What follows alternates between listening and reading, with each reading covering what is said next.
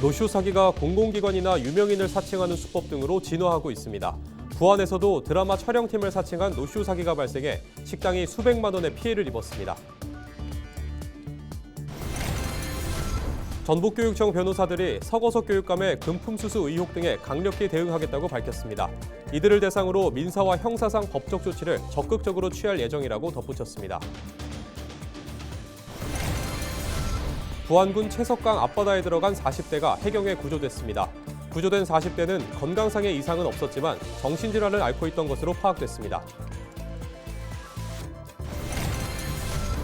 지난 14일 정읍시 북면의 한 도로를 달리던 승용차와 승합차가 서로 충돌하는 사고가 났습니다. 이 사고로 탑승자 10명이 다쳐 치료를 받고 있습니다.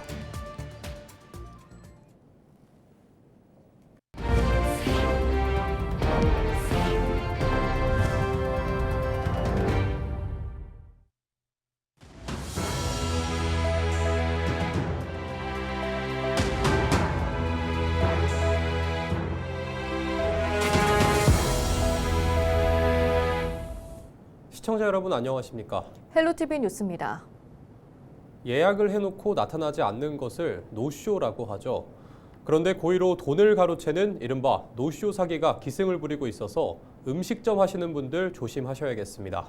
공공기관이나 유명인을 사칭하는 수법에 걸려드는 경우가 있는데요. 부안의 한 음식점도 수백만 원을 뜯겼습니다. 이나라 기자입니다. 지난 12일 부안군 한 식당에 전화가 걸려왔습니다. 톱스타들이 대거 나와 화제를 모은 드라마 촬영 관계자라며 200만 원이 넘는 식사와 주류를 예약했습니다. 식사 당일이 되자 예약자로부터 다시 전화가 왔습니다. 배우들이 마실 와인 2병을 준비해달라는 겁니다. 강동원 배우님이 축하주로 와인 한 잔씩 좀 하자고 하시네요. 근데 배우님이 평소에 이제 좀 이용하시는 업체라고 하면서 명함 한 장 주셨거든요. 그 명함으로 전화 한번 해주셔서 사장님이 준비 좀 해주시면은. 식당 주인은 식사비를 결제할 때 와인값을 주겠다는 말을 믿고 와인 2병 값 600만 원을 소개받은 주류업체에 입금했습니다. 하지만 식사 시간이 다가오자 예약자는 회식이 취소됐다라고 통보했습니다. 와인값을 환불해주겠다던 주류업체도 연락이 끊겼습니다. 둘 다 가짜였던 겁니다. 식당은 평소 단체 손님을 많이 받았고 예약자가 보낸 지출품의서와 와인업체가 보낸 명세서까지 받으니 믿을 수밖에 없었다고 말합니다. 그대로 주저앉았죠. 나가셔서 주저앉은 거예요, 제가.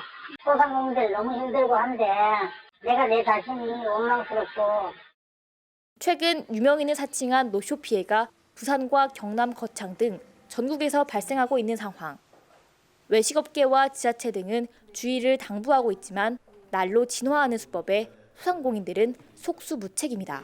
우리 외식업계 이런 단체에서 많은 홍보도 하고 부안 같은 경우는 관광지다 보니까 외부에서 단체 예약이 좀 많다 보니까 그분들은 그냥 일반 단체다 그렇게 생각할 수밖에 없거든요.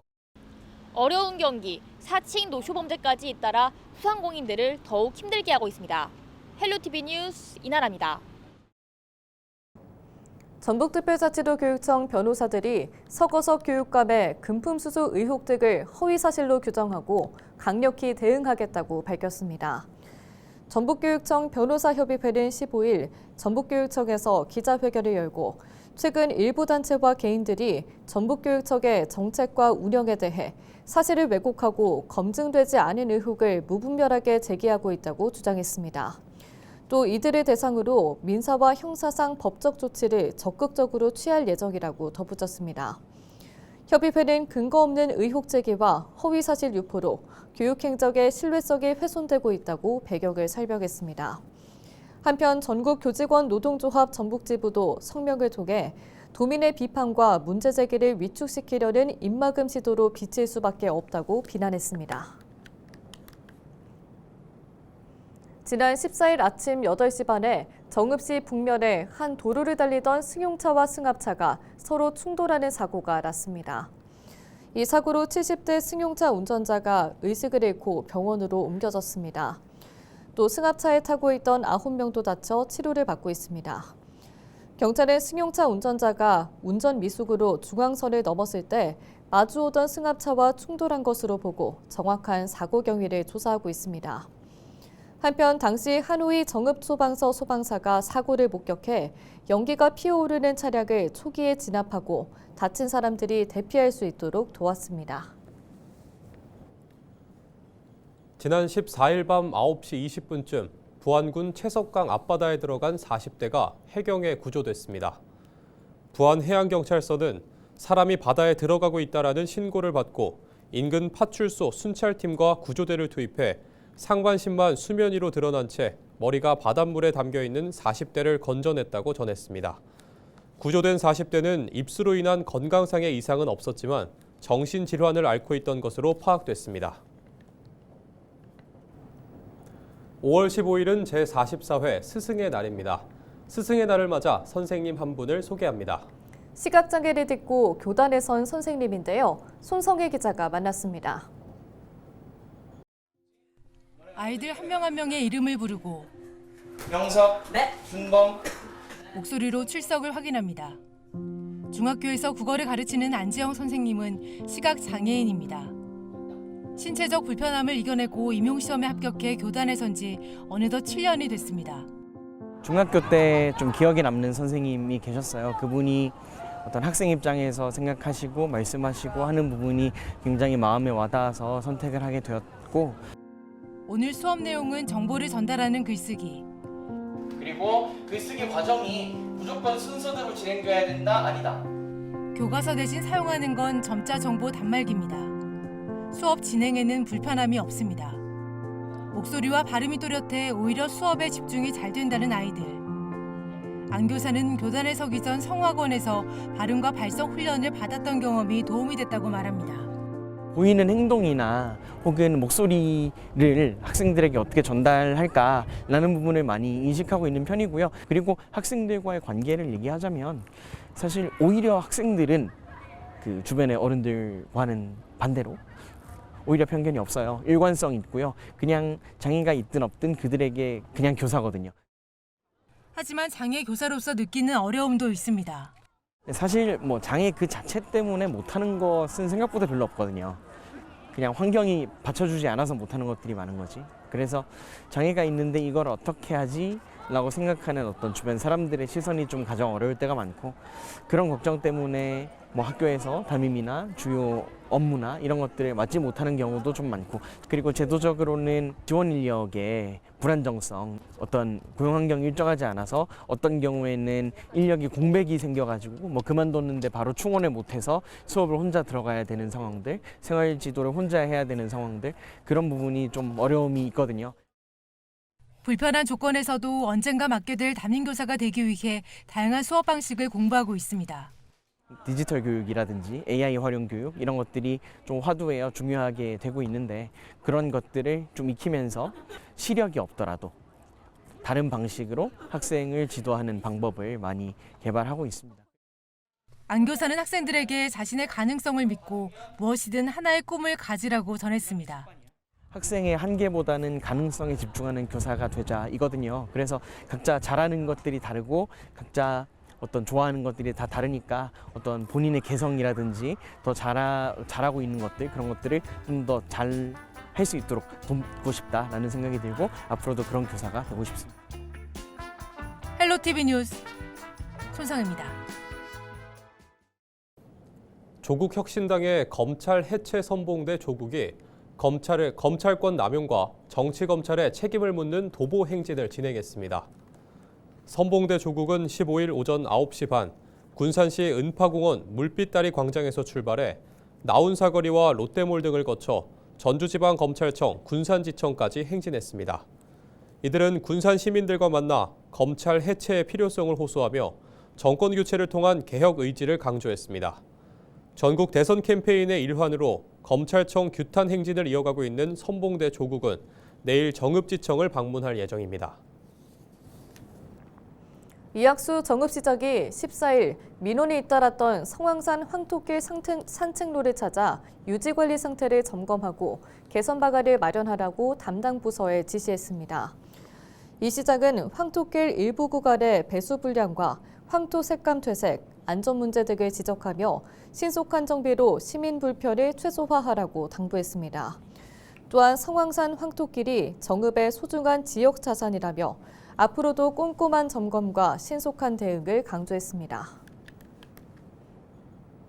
김철문 전북경찰청장이 15일 정읍경찰서를 방문해 치안 상황을 점검했습니다. 김 청장은 정읍 지역 치안 상황을 살핀 뒤 현장 직원, 협력단체와 간담회를 갖고 유공자에게 표창장과 감사패를 수여했습니다. 또 안전사고 예방을 위해 내장산 일대를 점검하고 CCTV 통합관제센터를 찾아 직원들을 격려했습니다. 이 자리에서 김 청장은 직원들과 만나 힘을 얻는 시간이었다며 서로 소통하고 화합하는 정읍경찰이 되어주길 바란다고 말했습니다.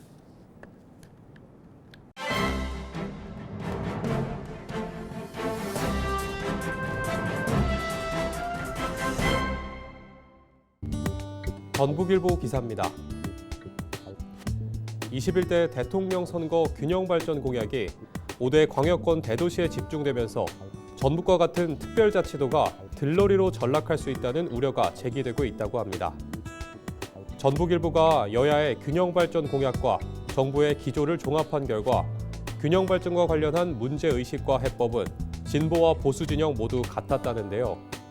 대선 전국 균형 발전 공약의 핵심은 단연 행정수도 세종 이전이고 추가로 수도권, 부산, 울산, 경남권, 대구, 경북권, 충청권, 호남권을 묶어 하나의 도시처럼 경제권을 묶는다는 계획이라는데요.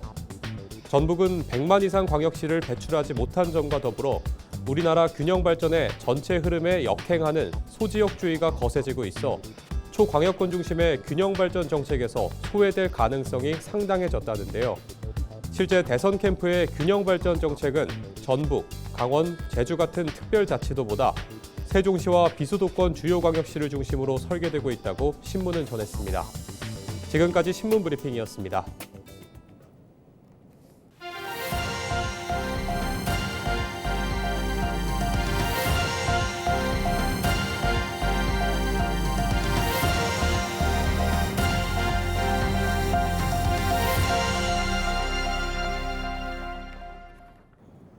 폐교된 신앙초등학교 부지에 있던 동학농민혁명 홍보관이 고창 동학농민혁명기념관으로 이름과 장소를 바꿔 문을 열었습니다. 고창군은 동학농민혁명의 역사적 의미를 재조명하기 위해 홍보관 명칭을 바꾸고 읍내 전봉준 장군 동상 인근으로 이전 개관했다고 전했습니다. 고창으로 모금된 고향사랑 기부금으로 새로 단장한 기념관에서는 세계기록 유산으로 지정된 무장포고문 등 동학 관련 유물을 볼 수 있습니다. 고창 동학농민혁명 기념관 주변을 청소년들의 역사탐방 명소로 키우고 나아가 헌법 전문의 동학농민혁명 정신을 반영할 수 있도록 여론을 모아가겠습니다. 남원시가 15일 향교지구 주차타워 준공식을 열고 본격적인 운영에 들어갑니다. 특별 조정교부금 등 37억 원을 들인 주차타워는 철골조 2층 3단 구조, 전체 면적 2천여 제곱미터 규모로 차량 111대가 주차할 수 있습니다. 남원시는 당분간 주차타워를 무료로 운영해 향교동 일대 주차난을 해소할 계획입니다. 체계적으로 주차타워를 관리하여 주차난 해소와 주변 상권 활성화에 도움이 되도록 하겠습니다. 세계 환경의 날을 맞아 개장 3주년이 된 새만금 환경생태단지에서 기념행사가 열립니다. 국립공원공단 새만금 환경생태단지 관리단은 다음 달 1일 오전 9시부터 방문자 센터 일원에서 환경의 날 기념행사를 연다고 밝혔습니다. 기념행사에서는 환경 정책을 알리기 위한 체험 공간과 환경 보호를 위한 기획 프로그램, 새만금 수질 홍보 공간 등이 마련될 예정입니다. 또 지역 문화예술인들이 환경을 주제로 공연을 펼치고 다양한 체험 활동과 무료 먹거리도 제공될 계획입니다.